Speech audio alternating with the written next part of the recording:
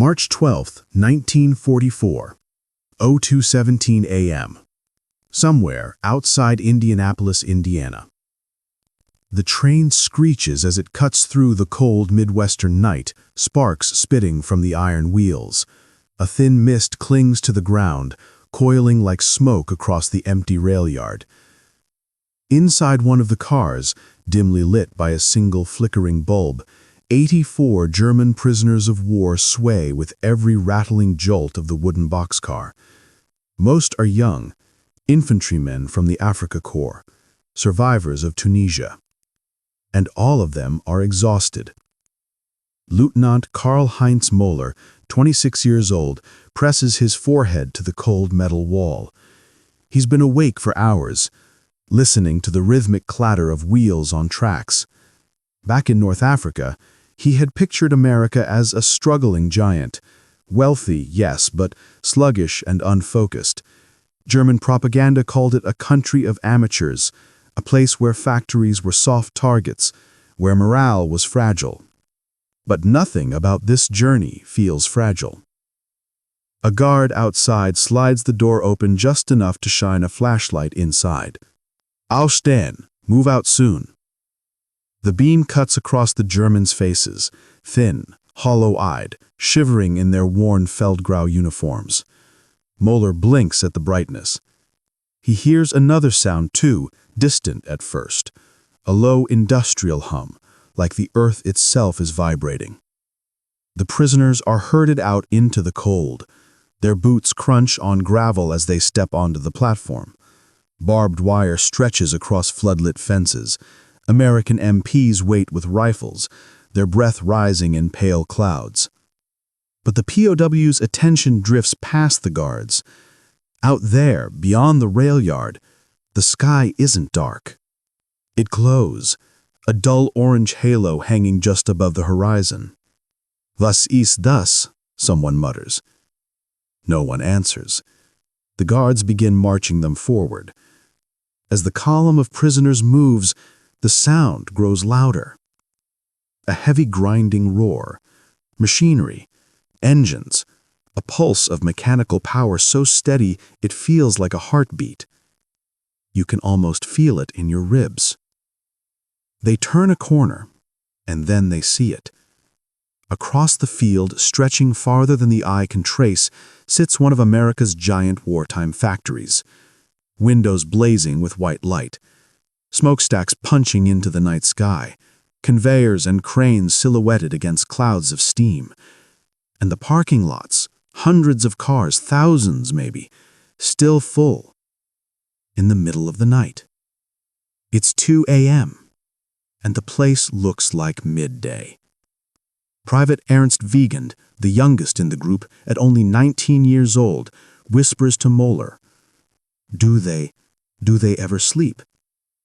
The lieutenant doesn't answer, because standing there, under the glow of the factory, he realizes something unsettling, something none of them had been prepared to accept. Germany's factories hid in darkness, rationing electricity, hammered daily by Allied bombers. Here, America's war machine doesn't merely run, it roars day and night, without pause. An MP nudges the group forward, but many of the Germans keep stealing glances back, drawn to the blinding lights as if staring into the mouth of some colossal beast. Moeller feels his stomach tighten. If this is just one plant, just one corner of one state, what else lies hidden in the vastness of this country? He takes a step, then another. But he can't shake the feeling that tonight is only the beginning of what they are about to discover. Something even stranger waits for them inside this land of abundance, something that will challenge everything they were taught to believe. And by dawn, some of these men will no longer be the same. The prisoners march in silence across the gravel path, the glow of the factory swelling with every step. The air tastes of cold smoke and hot metal, thick enough that you can feel it settling on your tongue. Even the guards seem smaller against the size of the industrial colossus ahead. An entire city of steel, lights, and noise.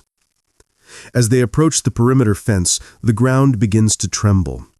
A deep, constant vibration, like distant thunder that never stops.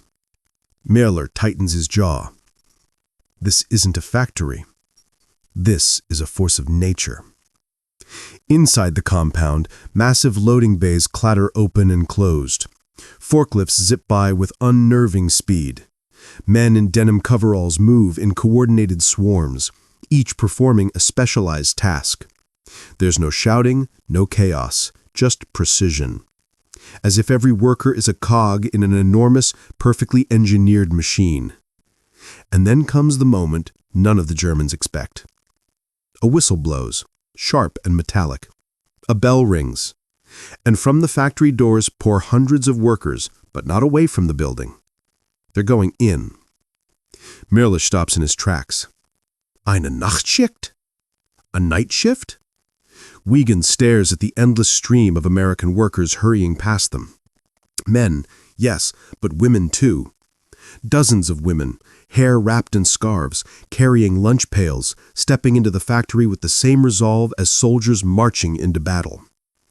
One American woman, maybe in her late 20s, glances at the POWs as she walks by. Her eyes narrow, not with hatred, but with something more unsettling. Determination. As if she's thinking, we will outwork you. Every hour. Every night. Merler's pulse quickens. Back in Germany, factories slowed at night. Power was rationed. Labor was scarce. Bombings forced constant shutdowns. But here, the Americans weren't just keeping up. They were accelerating. An MP gestures for the prisoners to continue moving. The Germans pass a set of enormous doors leading into the factory itself. Heat pours out like the mouth of a furnace. Inside, the noise hits them like a physical blow. Hydraulic presses slam metal with thunderclap force. Assembly lines clatter with mechanical rhythm.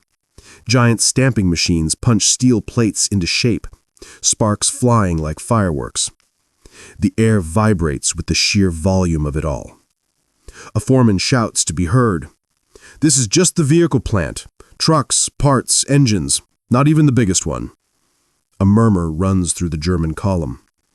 Not the biggest? Mueller tries to imagine what the biggest must look like. His mind fails.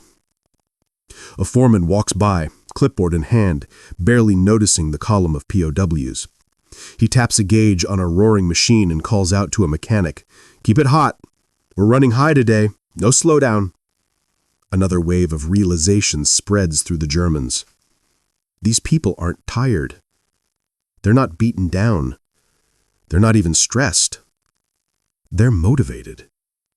Motivated as if the entire country has become a single unified engine of production. Motivated as if every man and woman believes the war will be won not on the battlefield, but here in these blazing hot halls of steel and sweat. Mueller glances down one of the lines.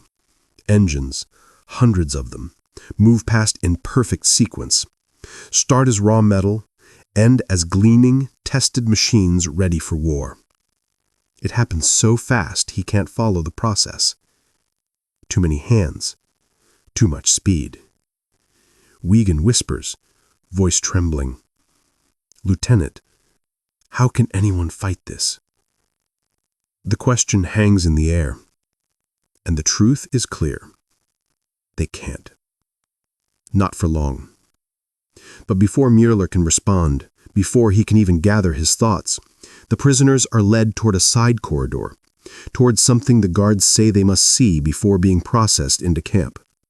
Something that will shock them more than the factory itself. Something far stranger and far more terrifying.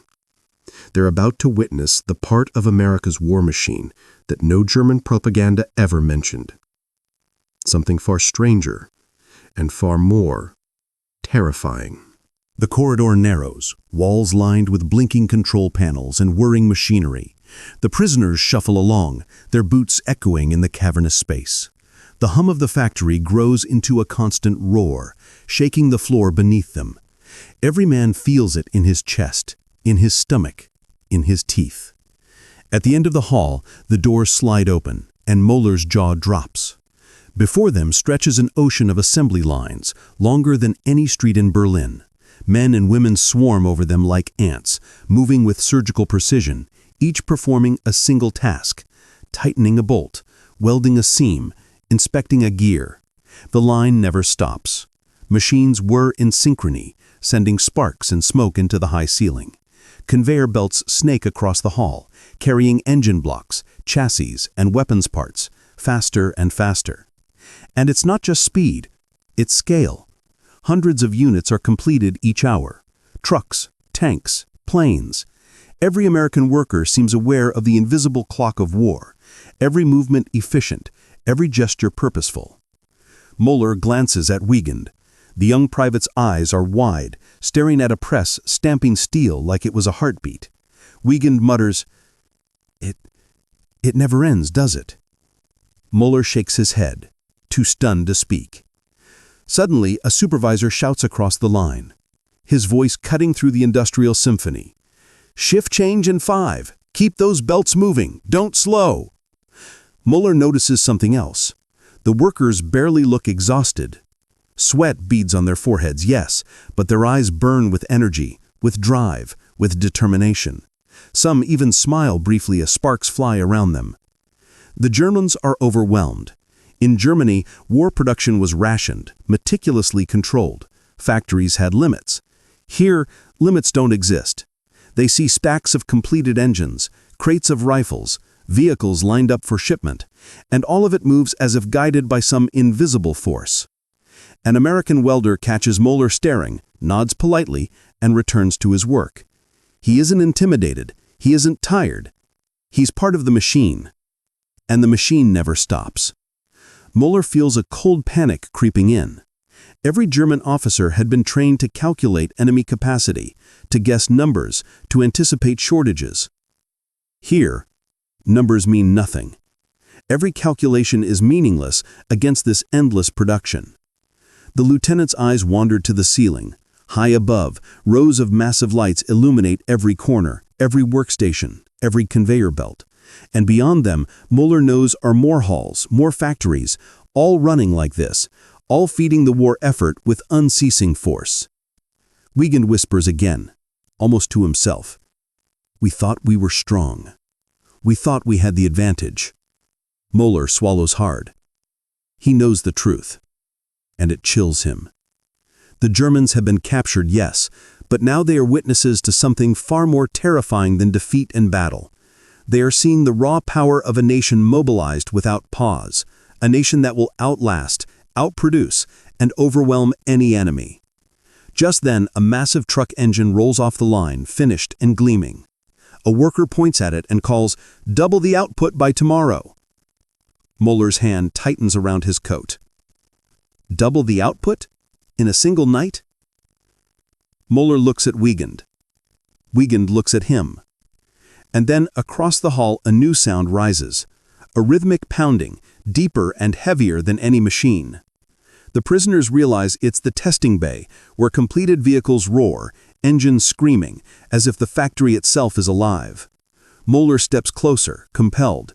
The roar of engines fills the hall, vibrating the floor, shaking the walls, rattling their very bones. He watches a massive engine being fired for the first time. Flames burst, pistons churn, smoke belches upward. And then the realization hits him with crushing clarity. This is not just production. This is war incarnate. Every bolt, every engine, every movement feeds an unstoppable juggernaut. And tonight, they are witnessing only a fraction of its power. Möller's chest tightens. He wonders, not for the first time, if Germany can ever hope to compete. The prisoners are led onward, deeper into the heart of the factory. And there, waiting behind another set of colossal doors, is the part of America's war effort that will shatter every expectation they had and change their understanding of the world forever. The doors swing open, and the prisoners step into a cavernous chamber even larger than the assembly hall they just left. The hum of machinery is now joined by a chorus of human voices, all moving with a rhythmic cadence. Americans everywhere, men and women, young and old, are working as if possessed by some single unifying purpose. Rows of engines are being assembled, tested, and loaded onto transport trucks. Conveyor belts snake in every direction, carrying raw materials in and finished products out. Sparks fly from welding torches like a miniature fireworks display, illuminating the faces of the workers. Each worker moves methodically, almost mechanically, yet with the unmistakable spark of intelligence and skill. Mueller notices something impossible. The factory never pauses. Workers change shifts seamlessly. One team exits while another immediately takes their place. Machines keep running. No downtime, no mistakes. And overhead, massive lights flood the room in perpetual daylight, erasing the night outside. Wie können sie? Wiegand murmurs. How can they do this? The answer hits Mueller in waves. They are not merely working. They are part of something bigger than themselves. Each person, each machine, each movement contributes to a single unstoppable force, the American war effort. A foreman walks by and taps a dial on a massive engine. "Keep her hot, we need 20 more by dawn." The words are casual, but the weight of them lands heavily on the Germans. 20 more engines by morning, produced with the same efficiency and precision as the last 20. Mueller's stomach tightens. He glances around, counting the workers. Hundreds, thousands. Every line staffed, every station filled, every hour accounted for. And they are not exhausted. They are invigorated. The Americans feed off this work, drawing strength from it as if the very act of production is fuel for their morale. He notices women, some of them mothers, moving past him with toolboxes, welding masks, and blueprints. No hesitation, no fear, only determination. They have become warriors of industry, fighting a war as vital as any on the battlefield. And then comes the moment that stops Mueller cold. A massive truck engine is rolled to the testing bay. Technicians fire it up. Flames roar from the exhaust. Pistons pound. Smoke churns into the overhead ventilation. The sound is deafening, like a beast awakening. Mueller can feel the vibration in his bones. He looks at Wiegand, who is staring in awe, mouth slightly open. They are endless," Wiegand breathes. Mueller nods, heart pounding. He understands now. It isn't just the machines. It's the system. It's the nation. The relentless night shifts, the constant hum of factories, the unyielding discipline. It all combines into something the Germans cannot match. For the first time, Mueller sees that the war is being fought not only on the front lines, but in these factories, in these workers, in this tireless engine of production. The Germans have been trained to fight men, tanks, and planes, but they have never seen a country mobilized like this, a war effort that moves day and night without pause, without fear, without hesitation. The POWs are led deeper into the plant. Another section awaits. A place where raw materials are transformed into weapons of all sizes, planes, tanks, artillery shells. And here they will witness something even more astonishing: the sheer speed at which a nation can turn its entire industry toward war, reshaping steel, manpower, and ingenuity into an unrelenting force. Mueller swallows hard. He wonders how Germany will survive this, if survival is even possible. And as they move forward, a new sound rises above the hum of machinery, a rhythmic pounding, steady and deliberate, echoing through the factory. The POWs instinctively know it is the heart of America's war machine. A machine? No, it is the human spirit forged into relentless action, moving day and night while the world sleeps. Mueller looks at Wiegand again. The young private shivers.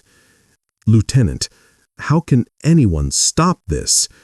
Mueller has no answer, only a growing, chilling certainty. This is war unlike any they have known, and the night is far from the end. The prisoners are led into the final section of the factory. Here, the scale overwhelms the senses. Entire floors are devoted to single tasks, each one a tiny piece of a vast, unstoppable puzzle. Conveyors stretch for what seems like miles. Stacks of steel, crates of parts, and finished vehicles flow like a river that never stops. Muller's eyes dart from one workstation to another. Engineers consult blueprints with meticulous precision. Welders torch metal at lightning speed. Mechanics tighten bolts so fast it seems impossible for the human hand to keep up. Sparks fly like a storm of fireflies. The sound, the thunderous pounding of machines, the clatter of tools, and the roar of engines being tested is deafening. And then he sees it, a line of brand new tanks, each one completed, inspected, and ready to ship within hours. Soldiers in America's uniform are loading them onto flatbed trucks, while other workers continue building the next wave. One foreman shouts, "Keep it moving! Every hour counts!" The Germans glance at each other. Some pale, some shake their heads in disbelief.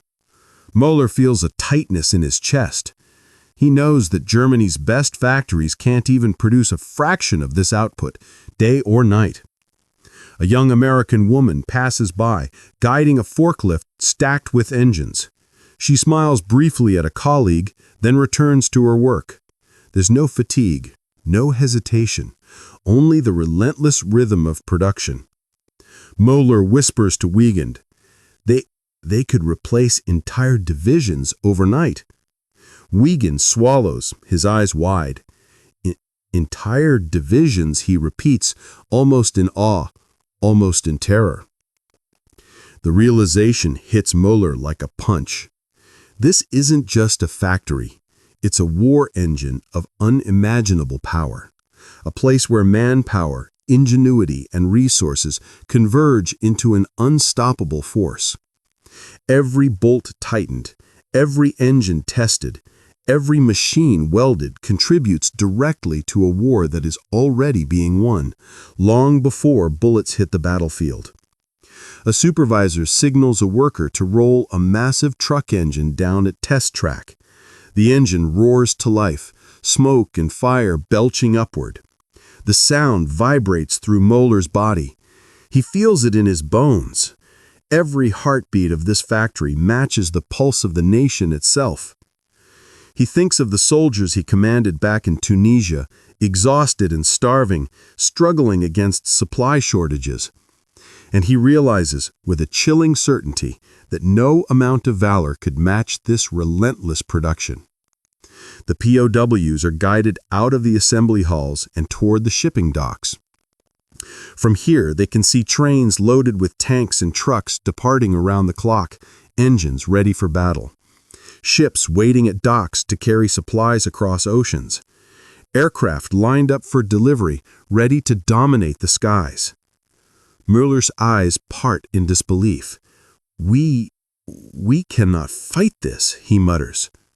And Wiegand, staring at the ceaseless movement, asks quietly, "How do you even stop a country that works like this?" Muller has no answer, only a gnawing dread in his stomach, the weight of a truth too immense to ignore. The war was already being fought, and America was winning it, not on the front lines, but in the factory floors, night and day, unstoppable. As the prisoners are escorted out of the assembly halls and toward the shipping docks, from here they can see trains loaded with tanks and trucks departing around the clock, engines ready for battle. Ships waiting at docks to carry supplies across oceans. Aircraft lined up for delivery, ready to dominate the skies. Muller looks back one last time. The lights stretch into the distance, disappearing into the night, a beacon of industrial power and national resolve. And in that moment, he understands. The Germans have seen the heart of the American war effort, a force that sleeps neither day nor night, a force that will reshape the war forever. Dawn creeps over the horizon, painting the factory roofs in pale gold. Yet inside, nothing has slowed. The night shift seamlessly blends into the day shift. The hum of machinery remains constant. Sparks still dance from welding torches. Conveyor belts continue their endless crawl, carrying engines, chassis, and artillery parts faster than the eye can follow. Mueller and the other POWs stand at the edge of the factory yard, watching through chain-link fencing. Their hands grip the cold metal. They are outsiders, observers, yet they can't look away. Every movement inside screams a single, undeniable message. This nation will not tire. This nation will not falter. An MP nudges them forward, herding them toward their temporary barracks. But Mueller's gaze lingers. He sees a young man adjusting a press, a woman guiding a crane, teenagers checking rivets with unerring accuracy. They are ordinary people performing extraordinary feats, and they do it not for glory, not for medals, but for survival and for victory. Mueller can almost feel the factory's heartbeat in his chest. It is relentless, rhythmic, inevitable. The sheer scale is dizzying. One factory is massive, but there are hundreds like it. Entire cities devoted to production, each feeding the war machine at speeds the Germans cannot imagine. Every engine, every truck, every artillery shell produced here tips the balance of the war. Vegan finally speaks, voice barely above a whisper. They could replace entire armies in a single week. Mueller doesn't answer. He knows the truth. Germany's victories in the field mean nothing if the enemy can outproduce, outbuild, and outlast. The war is no longer only about strategy or courage. It is about raw industrial power. And here, in this factory, it is absolute. A sudden rumble shakes the ground, a train leaving the dock, loaded with tanks and trucks bound for Europe. Mueller watches as it disappears into the distance, the enormity of it sinking into his mind. Every vehicle rolling off this line is another challenge Germany cannot match, another wave of machines that will sustain the Allied armies long after his own people have grown weary. He turns to Wiegand, seeing fear and awe mirrored in the young private's eyes. "We are witnessing the future of war," he murmurs. "Not on the battlefield, but here, in factories like this one." A whistle blows in the distance, signaling the shift change. The day shift workers arrive with fresh energy. Without pause, the night shift moves aside. Machines keep running, sparks keep flying, and through it all, the German POWs stand silent, realizing a staggering truth. America's war machine is a force of nature, unstoppable and eternal in its resolve. Mueller takes a deep breath, cold and sharp.